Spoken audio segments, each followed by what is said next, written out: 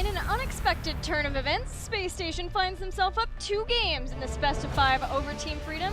But honestly, the way they're playing, I don't think anybody should have counted them out. I don't. I mean, it seems like the role swap back to the original positions. It seems like they're like, you know what? To hell with it. We're going with what we planned on, and we're going to make it work. And it seems like they've been working on it because things are looking good here to start this series. Yeah, things look real good for SpaceStation as they're taking on Team Freedom. And the big deal is that they were able to win on towers. That's a very Team Freedom favored map. They really like that map. Sky Temple has already been banned out as SpaceStation have proven they're okay with changing up their map bans prior. Sometimes they ban Volskaya, but in this case, willing to give that up to take out Sky. And now it leaves us with Infernal Shrines. This is sort of the last map for Team Freedom. SpaceStation keeps picking them. It's just like, you know what? Like, we're just going to take you to all the maps that you have your best record on, right? Outside of, you know, like a 1-0, right? Infernal Shrines is tied for the most played. They're for Team Freedom, and they're 3-1 on it. Team Freedom, what I've seen from them on this battleground, just off of one Punisher in their rotations, have been top-tier quality. But SpaceStation, with their early camp invades, their early pressure, seems to be keeping Team Freedom from getting these leads. At what point does Team Freedom just fight back and be like, no, we're not doing this anymore? At what point do you ban a new Vector Haka? This seems like this. This is that point you speak of, J-How. I don't know. It seems weird to have to ban a new Barak, and they've had a lot of more focus into the traditional meta picks, right? The Hanzos, the Tyraels, the focus on maybe it's Genji. Maybe they ban away Genji from Casanova. But it seems like a new Barak is really the focal point of this, and at some point, maybe it's worth taking another look at this and saying, maybe we should focus on a team's meta versus the actual, what is working for overall meta. I 100% agree with you. So I'd be a little bit surprised if we don't see some type of switch up there when we see the draft, which is underway now. The SpaceStation finds themselves up 2-0. Third time's a charm on their map pick. So far, they took them to Towers, and now they're taking them to Infernal, arguably the best battleground for Team Freedom. You know, and Freedom's had, for the most part, at least in the last game, a lot of what they would want. They have Nasmus's Malthael both games. They had a Greymane in Game 1 and Hanzo Game 2. They tried to iterate on from what worked for SpaceStation in Game 1 to take away the Uther. What is happening here? The ultimate mind games. The ultimate mind games. It's gotta be Diablo. It's gotta be. So that Equinox can stay super aggro. Alex, Tychus. It's about damn time. Well, just the sheer amount of call out from SpaceStation this series. It's like, you just make a face and you just say, what? I did. We got Alex. Tomster's played Alex Straza on Infernal Shrines before. Tychus. Good solid shrine control hero. You've got the Odin, you've got the Siege that you can get from that, the anti-Siege Freedom, get their Tyrael again. It's very clear that they feel that Tyrael is even stronger than the Lutano pick of choice. And now they have the Lutano pick of choice. There's Greymane up still, there's Hanzo, Genji. Well, it's two out of 3. So Greymane, Genji, obviously, you know, very stellar. They get on the back line. They can really go through. Alex Straza, of course, one of those heroes that requires you to be in the general area, but with the Dragon Queen and the Cleansing Flame can really help control that area if you dive in. However, you've got Tyrael there. You see the Uther hover on the side of SpaceStation, which would complement either one of those heroes or all 3 of the heroes going in. So taking that off the table. Aha, okay. Freedom, I'm picking up what you're putting down. They punish SpaceStation slightly for having that warrior ban off of the Anoobs and the ETC2 Diablo ban. Arthas. What do you feel about some Jaina? SpaceStation have played it there before. What do you think? I would like it. I think for now, if you can control that front line, go another warrior on the front line, maybe round it out with the Haka on the back end. Instead, they're sticking with the Gul'dan, which, of course, with Shrines, one of the better heroes, especially Shrine Control and for dealing damage and chokes. However, going against a gray main Genji Tyrael is a bit more problematic, especially if Sanctification goes down before you get your Horrify down, then you're in trouble. Yeah, we'll be watching for that counterplay between Jay Shritta and Zugrug. Might not be Zugrug, but the Tyrael player, whoever it is. Zugrug or Nasmus this game, considering the gray main Genji, Yoda, and Lutano. We're looking at support for Team Freedom for Collusion. Is Uther still? No, Uther's banned. He disappears in drafts, trust me. What do you think they... Kerosene, just full dive, but then I think that leaves you in a world of trouble. When it comes to Gul'dan, maybe a Lucio? That's what I was thinking too. Abathur and Lucio. Comes down to Equinox. Equinox or Jason. Do you want a Dahaka or do you want a potential Ragnaros here just for ultimate control? And you The Tempo Storm style of Infernal Shrines. Then you have a Bullseye of Sanctification goes down. Jojo. Wow. Okay, so Arthas will likely be Jason then. Yes. And it is his, one of his better heroes for sure. Although, again, we saw a really nice Tahaka be played by him, but 100% kill participation across his 2 games for Arthas, less than 1 death per game and 2 kills per game. So he feels really confident on the Arthas. We saw him very early on doing good work for SpaceStation on the Arthas. The Johanna pickup, good for the Shrine. Gul'dan, Johanna, good for the Shrine. Arthas, great for the Shrine. Straza, Tychus, all great for the Shrine. Doesn't have the same type of heavy engagement that we've seen with the Anubarak, so if they can play a little bit safer style, I think they definitely have control when it comes to the Shrine. Abathur can side soak a lot. Team Freedom's approach to this, obviously very different than what we've seen in most of their other games, so it's a very different draft than I think we expected from SpaceStation, but a very strong draft and a very different draft than I think what we thought from Team Freedom. Yeah, it's a well-rounded and great draft for the game. It's just whether SpaceStation can go beyond the means of what we've seen, which is the dive, the control of the cocoons, and the Anubarak. Let's see though, SpaceStation, if they can do it, if they can run this composition and run it well versus Team Freedom, they could achieve a 3-0 win over Team Freedom. And I think that that would do a lot to shake up our NA standings. Just a little bit, just a little bit. SpaceStation obviously looking to close it out. I mean, coming into today, all expectations are out the window. Collusion is off dancing against the wall over there, just hanging out, checking out the scenery. That's what I do when I start the game. There's a lot of scenery here on Infernal Shrines.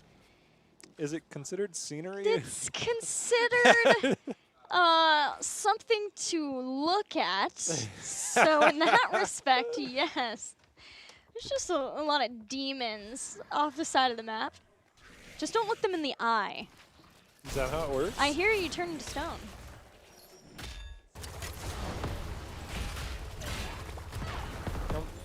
Yeah. I'm thinking about Diablo and demons. Do they turn you to stone? Probably. There's probably some demons that turn to stone. We've got a lot of action here in the top lane. As we see Abathur and Genji just doing their own soaking thing within the lanes of mid and bot. Team Freedom going for the mid-top rotation as Gul'dan dies to Genji. Probably Genji with the symbiote. That's one of the things you don't expect to happen. Either way, Lutano showing why he's one of the scarier players here in North America.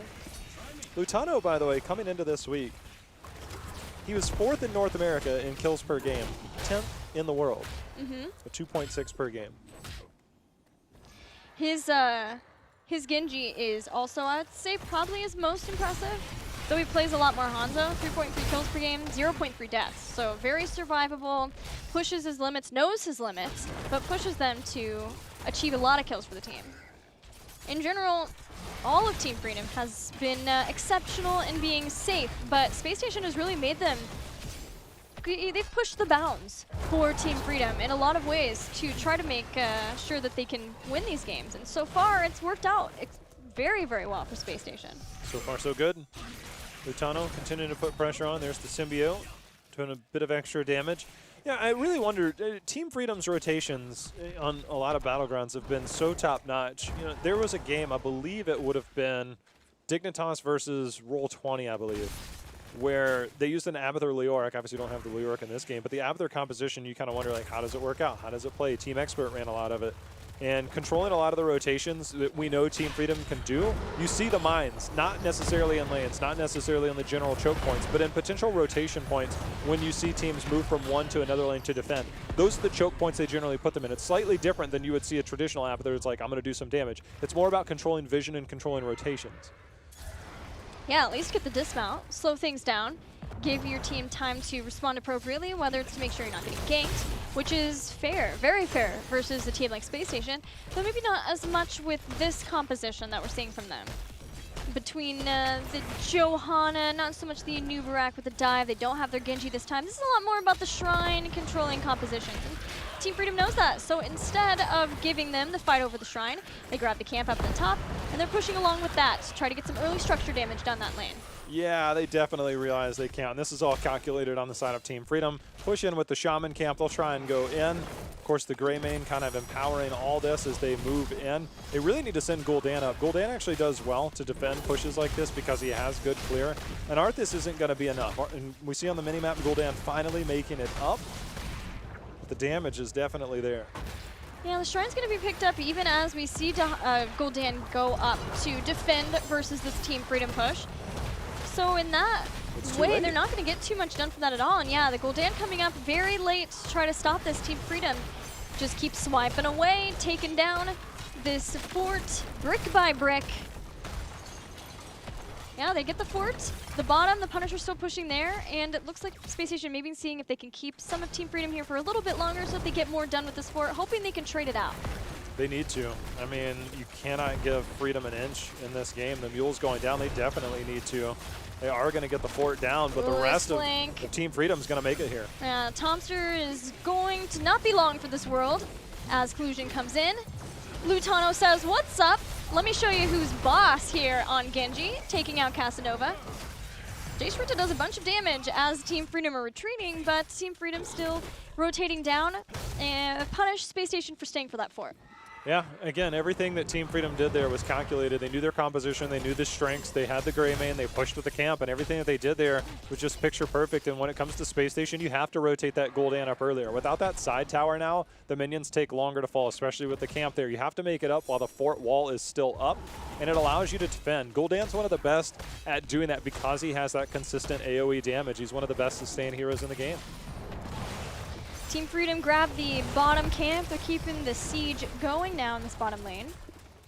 Next Shrine will be in the mid, and Freedom doing what they can to make sure that they have 10 for that Shrine fight. Seeing a bit of a change up in the Alexstrasza build than what we have seen in the past. Tomster building a lot more into the Gift of Life, the single target healing, so that as long as he stays nice and healthy, then he is able to use that life loss and pick up those flowers, so that he is not sacrificing his life to be able to keep those gifts of life going.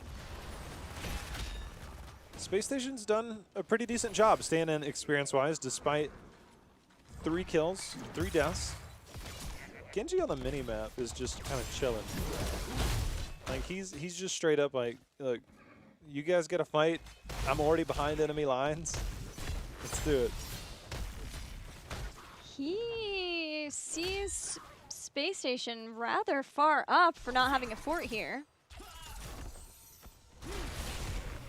Dodging the boop with the unstoppable Iron Skin. Yeah. Nicely done. It's Team Freedom win in for the collapse with their heroic abilities there. SpaceStation stays safe through that. Arthur's going to try and get the dismount. They have to get the dismount. Gul'dan obviously stand and get in as much push as he possibly can in the bot lane.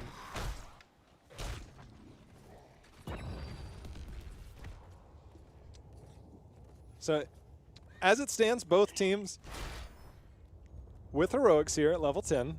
Camp going to be picked up here by SpaceStation.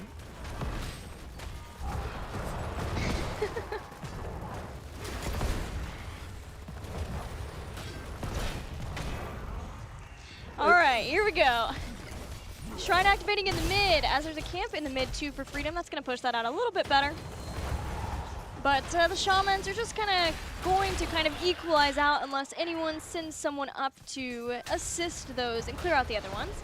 But importantly for SpaceStation, they get on the point fast. And they've built up 16 skeletal defenders already. They still have the Dragon Queen. They still have Odin, which is going to be used. Oh, double Genji, though, flanking on the backside. Tomster barely gets into the Dragon Queen, instantly has to go into the Cleansing Flame. They get down with the clone, and they barely survive that. And that's going to be what really pushes things over the edge here for Team Freedom, if they can get that. Not able to get that kill, as you saw, Johanna and Arthas very far forward, but the flanking position of Team Freedom will be the key point of these fights. Did not work out this time. They'll have to try again later as they're going to give up another Punisher here. Yeah, that was huge that Tomster stayed alive, and SpaceStation were willing to use a lot just to keep him alive because they realized how important that was.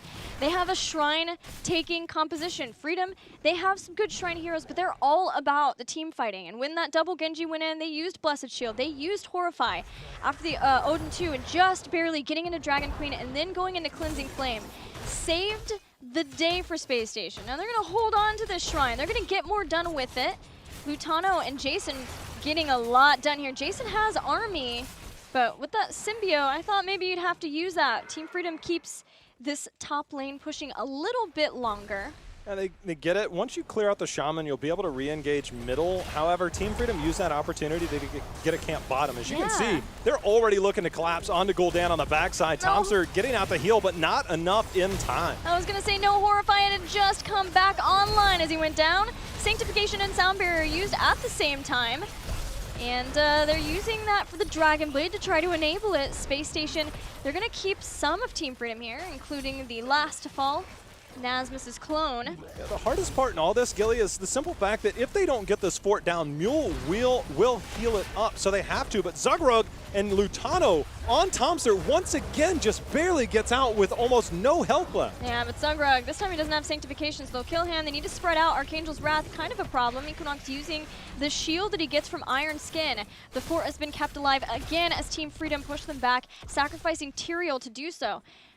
SpaceStation held off on getting that shrine, but that enabled Team Freedom to keep that top lane push. I think SpaceStation really wanted to make sure that they could stop that push top so they could keep everyone together here. And then the camp at the bottom for Team Freedom, that's still pushing for them. It's been there the whole forever. time. That camp has just ripped through that wall. Now, the Mule up. They have to do that. They recognize this. They're willing to use Odin to make sure this goes down. They have to make sure and confirm these structures. This also gives them 13, which keeps them up in experience. But the Mule, if you don't take those moments, yes, you're trading out a lot, but that's kind of the problem, is that with an Abathur, it brings a whole new element to the game. And as it stands, SpaceStation was forced to respond. Excellent change-up in positioning, that last siege for SpaceStation. They put Odin up in the front, they had Johanna next to him, but in the back, Arthas right next to Alex Straza, just best friends with Tomster, making sure that there could be no further dive on Alex Straza because there wasn't Cleansing Flame there. Finally, SpaceStation deal with the camp in the bottom, but Team Freedom still got a lot done with that, and that, coupled with SpaceStation staying mid for a very long time trying to take out that fort, keeps Team Freedom in the lead in experience simply because they have the Abathur factor and the damage done bot. Genji got on Arthas again top lane, just completely just assaulting him. I mean, Jason's had a hard time. It's not Dahaka this go-round, as you know, the real action down here, but that threat is always going to be there. And that is the hardest part for the solo laner, dealing with that type of Genji style, that if you get far enough out in the lane, you're in trouble. He's going to step back out there again and be seen. One camp grabbed by Team Freedom as they attempt to maintain control over that mid. And they'll head up to the top to get that set up. Next shrine is going to be in the bottom, so if they can get a really good push going on in the top lane, they might be able to get some structural damage done from this, especially with SpaceStation committing so many resources to making sure that they're getting these shrines. Yeah, so Team Freedom has a couple of options. They can go and invade and push with this and try and get more done, try and get that structure value, push towards 16, and then get more done. It looks like they're checking to see potential for the invade. That might be the time they look for the fight. Abathur surely is heading somewhere else, trying to soak. Get 16. Yoda clearing out as well, making use for this. So it's up to SpaceStation. They have to hold here. If they don't hold this, they give up 16 and a camp and the only form of the control they can have in this top lane. Instead, Zugrug and team, they're going to look to take this. And there's the Eldruin signifying the possible holy ground as they wait that out. Really well done, but SpaceStation still have to back off as they see Nasmus and the clone going in for that juicy back line. So 16 is almost here for Team Freedom.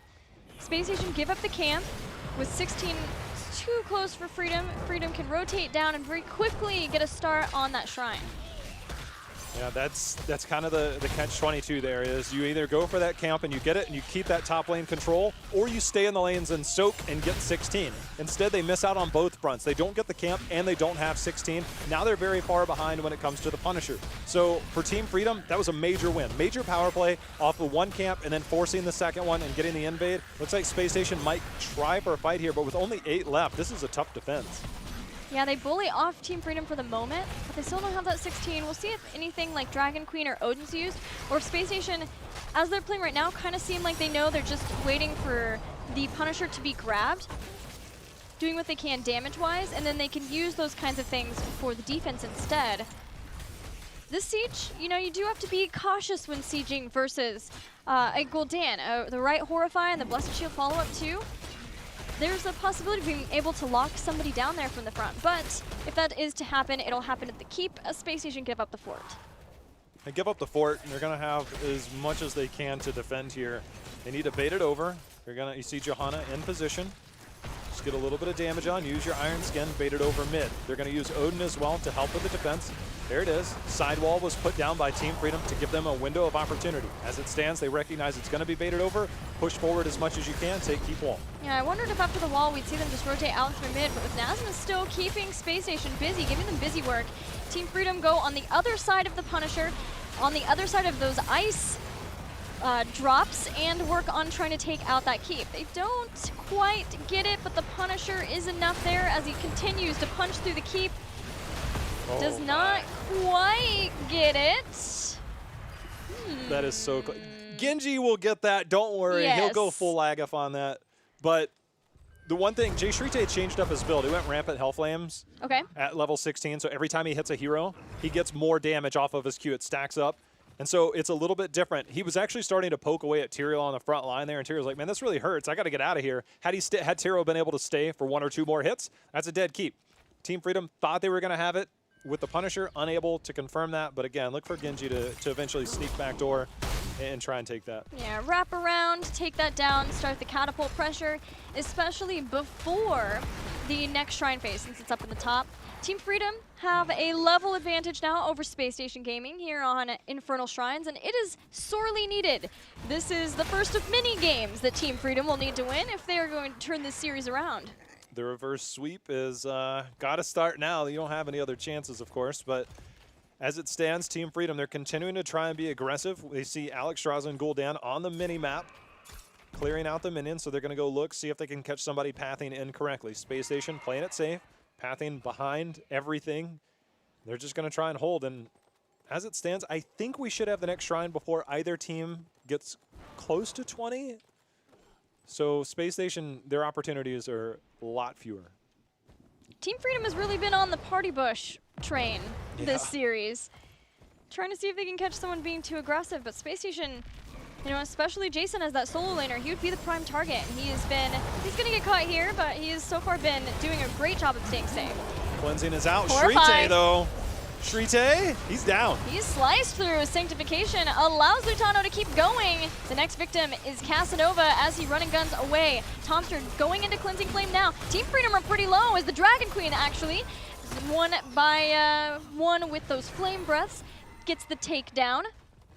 That's actually not a bad trade if you're SpaceStation. The No. clone is down. You traded 1 for 1, but the death is staggered by about 15, 16, 17 seconds there. So that's actually not bad in your favor, especially with the shrine coming up. You make up a little bit of experience with some catch-up XP there. That's not bad. Abathur's getting aggro in that bottom lane, trying to make sure that he can get that push going. As we see the Hearthing back. they're going to use Gul'dan to clear that. But he spawned a Locust or something. And it just, I see a little red dot on the mini map. It's just enough. That's all it took. Keep down. That's good for Freedom. Wait. Oh, he spawned the mule and then used the symbiote on it. I'm like, hold on. Like, he doesn't have any talents available. Yeah, I was looking for the Locust Fruit too. Yeah, that's not till 20. And I'm like, wait, where did, okay, he used a mule and then had a mule. Very nicely done. Well, SpaceStation though, in getting that kill, go back to business for what their comp is designed to do, which is try to get this Punisher. Here comes 20. 20 is a problem though, yes. For sure they're looking for it. Clone is out, but so is the Horrifying Gilly. Yeah, Jay Shritta is in a world of hurting as we're once again going to see the Cleansing Flame come out. Can Tomster keep Jay Shritta and Casanova alive as they're running for their lives? But Genji has been taken in the back line as the Sanctification drops. Tomster has saved one for now as Casanova goes into the Odin, but Yoda assassinates, taking him out, and Alex draws a 2 with the 3-for-1 with just the Genji death for Team Freedom. They have it just for now. That's going to be enough for Team Freedom to take control. They'll get themselves a Punisher here in a short bit. See if they wait for Genji to come back and try and make that final push. As it stands, Arthas and Johanna are going to be in mid and bottom respectively, trying to soak 20 before that does come forward, also keeping the catapults at bay. So try and get 20, hold this game for one more push. I mean, as it stands, you can bait this over to mid keep. The probability of winning continues to go up with Team Freedom as they push in, but SpaceStation, they have basically one life left. Right. And that's pretty much it. Lose a team fight, and it'll be the game for Team Freedom. And SpaceStation, as of now, has had a lot of control, a lot of focus, a lot of mind games going on with the drafting. So I wonder where past that things go, but just the fact that even if SpaceStation do lose this, a lot of the powerful, the favored battlegrounds for Team Freedom are out the window is pretty nice for SpaceStation, even if they lose this one. But it's a lot more about momentum. It's a lot more about feel for SpaceStation, and losing a game in the middle of this series, maybe the doubt starts to seep back in. We'll have to see, but it's not over until it's over. Yeah, camp is going to help a little bit push this lane out. As it stands, Team Freedom, they're looking to get a camp to push middle, have something going on, have something that maybe Abathur can push a little bit more casual while you wait for everything to push forward, get some more structure damage, open up some more win conditions. I almost thought they would go for the bottom since that's the catapult lane. Instead, they're just going to opt to come up here, make sure they secure this. And again, Johanna, key component here to bait this over, get it to the mid keep and keep it on the mid keep. That is where you hold. But the way Team Freedom has dove in here, they could be looking to try and end it. Shaman Camp helps a bit. On the topic of that, Johanna, no indestructible. Storm Shield, actually that's the Blinded by the Light, which is her version. But keep an eye on that Johanna, and if it's something that Team Freedom can punish not having. Iron Skin bait, as Jay Hal referenced.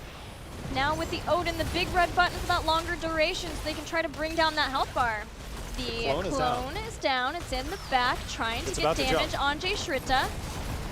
Jump is on Jason. He has Army of the Dead. He's been healing up from that as he uses it. With the Cleansing Flame 2, SpaceStation are staying alive. They're holding for now. They did not bait it over to the mid keep, which means this Punisher's still going to be on here. Tomster is out in the dragon form. Sanctification is down. Equinox uses the shield. He makes it back alive, but the shield on the core slowly falling, but Team Freedom not able to take any damage off of him. No kills on SpaceStation. And SpaceStation deal with the Punisher using the Dragon Queen at the end there after a lot of other things had been used to make sure that they can push back, scare Freedom away, especially with the clone already being used for Freedom and Sanctification. SpaceStation is still in this game. They have lost 2 keeps though, which is going to be problematic if they make it to the next Shrine phase. It's time for them to try to clear out those catapults and get busy trying to find Team Freedom. They have to. I mean, an Abathur alone going against you, those Locusts pushing behind the catapults in either lane, and as it stands, the bottom Shrine will be there. We'll see if Abathur moves his positioning up since that top fort is still standing. See if he can get that push with his catapults and his Locusts.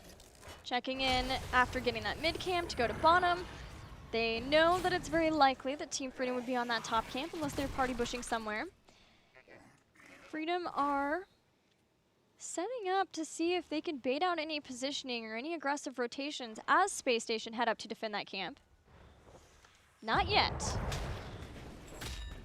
They're holding for now. The minute Gul'dan showed, there was a little bit of temptation. There's not a lot they can do. All 5 members of SpaceStation are there. More and more are starting to show, making Team Freedom a little bit more hesitant to try and push them. Equinox and team, they might try and push this fort down. I mean, you're not going to get, I mean, it's just a matter of pushing lanes out. As I say, if you could push in, maybe you could force them to come fight you. They're going to, I mean, there's no other way you get back into this game other than by fighting. It's late enough in the game that the death timers, depending on when they get the Punisher, they can end with it. But it'd be very difficult to just take a team fight and end because the keeps are still standing on Team Freedom's side. They did need to push that top out as far as they could because the next shrine is going to be at the bottom. So trying to do what they can to not only clear that up, but also keep that lane pushed out. The mid camp now is a point of soreness for SpaceStation as they are playing back, not putting themselves at risk of any dives behind, which has sort of been a problem for SpaceStation through a lot of this game. Genji dive with the double Genji, Tyrael potentially diving in along with that too, Greymane going for the throat, and it's barely, Tomster's barely kept alive, but I wouldn't want to risk it, not this late in the game. This is very nicely done timing-wise. SpaceStation held in the position. The Shaman camp will help defend against the catapults. As you stated, the catapults will be pushing the top lane. They might just try, I was going to say, there's no way. They have Sanctification, and it gets later and later. You're level 22, about to be 23. They go full Fanatic on us. Double Greymane. Double Greymane. Oh, wait a minute. Oh, SpaceStation's been caught, separated out from the group. Jason Equinox here as the Sanctification goes down. That's with Holy Arena too. And that gives a lot of damage to that Genji, to the Greymane. The Horrify now. Nasmus, that's the clone. It's okay. Tomster comes down from the Dragon Queen, but the clone is gone. Heroics used from either side, even before the shrine has started. That Equinox was body blocked in there for so long. Odin is out. Lutano flanking on the backside. Tomster trying to keep his team alive, getting those heals every time they're caught between the breath and the damage. Now the Dragon Queen is back out again, and look at the amount of heals that Tomster's able to put out. Tomster's keeping this team very healthy, which means that Lutano does not have the same kind of opening. He's going to Swift Strike through into the sound barrier and start his Dragon Blade. Casanova's been in this Odin for a while. Should have that down in just a little bit. SpaceStation are keeping a hold of the Shrine of the Skeletal Defenders, but it's not quite over yet. It's not yet, but this looks like it's going to be a Punisher, and I think Team Freedom, they're going to go force out the top lane. Are they going full backdoor? Let's say you could force out the top lane and force SpaceStation to come back and defend, but they are going full backdoor core here. They have Tyrael. They do not have Sanctification. The mine stopped Tomster from backing, so he's not back yet. Jason's going to be the next one. Casanova goes in too. There's no Odin for this. All 5 back now for SpaceStation as they get onto this core. There's no Sanctification. There's 20 seconds until they get to that. Yoda pushed off of the point. Collusion still on it. Horrify used. Genji down. Genji killed as Nasmus is going to get back onto the core with that clone. They take care of that too. The core is at 72%, but Team Freedom stops SpaceStation for pushing along with that Punisher. Yeah, they have to get a keep out of this. They have to push, and I don't think they can do it. That's the problem, is not getting a keep out of this. This sets up a future backdoor again from Team Freedom. You don't give up much in the process. You save your keep. You lose one hero, you're lucky to get out with that. But I think right now they have Odin. Again, you need to siege up on this. There's not a lot that can really save you. You have to trade out keeps here to stay in this game. Yeah, the mule's going to go down. They drop the corruption and take it out very quickly.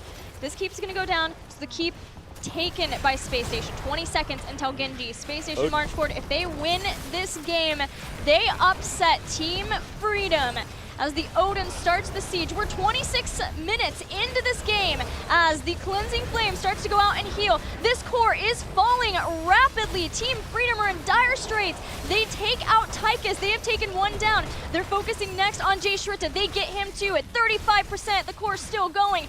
Tomster is killed. There's 2 people left. Jason and Equinox on this core. Jason falls. Equinox looks like he'll be taken out, and the core stopped at 11%. Oh my. No indestructible. Did go the shield talent at level 20. It came into effect just a little bit there, but Team Freedom has held on. They have done it. Nasmus pushing forward with the rest of the minions here. 39% is all that's left, 11% on the side of Team Freedom, and we will be going to game number 4 as Team Freedom has held on here, Gilly, in dramatic fashion, to say the least. And with a double Lucio, Team Freedom will win the first game in this series. It's not really the double Lucio so much as the damage dealers behind that. That got crazy very quickly. But SpaceStation, they're known for making their decisive core calls. They felt like their backs were against the wall. They had taken far too much damage. They didn't have the mule. It was Team Freedom who had the mule. It was all or nothing. Unfortunately, it ended up being nothing for them, but you can see where they were going with that call. Odin was there, and Tomster, Cleansing Flames, just hovered over it, just trying to keep them alive. I mean, you got to think 1 or 2 more seconds, 3 to 4 more seconds, had he been kept alive, 11%. Odin, few auto attacks, a couple abilities, maybe that could have won it, but the fact that Team Freedom held on, went for the core themselves, didn't quite pan out, and then the counter call, I mean, SpaceStation had to do something. They got the keep, and they're just like, let's go for it. And it was an okay call, it just didn't work out. Well, Team Freedom now has 1 point on the board in this series, and it is a qualification series for them. If they're able to take out SpaceStation Gaming, they'll be the first team from North America to qualify for the Western Clash. But I would say it's not going to plan for Team Freedom. SpaceStation have put on quite the show in this series. They have. I mean, it's just been a very big surprise, I think, to probably everybody that's watching is wondering, is this Team Freedom team able to just kind of go through North America? And SpaceStation being ranked 8th coming into this week based on win-loss in terms of their games, everybody's thinking they're done. They're already done. But SpaceStation coming back, again, we'll speak on the role swaps until the series is over. Them coming back, playing more consistently, playing within themselves, in their roles, in their roster, I think that's just been a big turning point for them. And no matter what the remaining results are for the first part of Phase 1, the second part of Phase 1 has to look promising if they can continue this play. Well, we're going to take a look at the top KDAs of North America and talk a little bit about the players who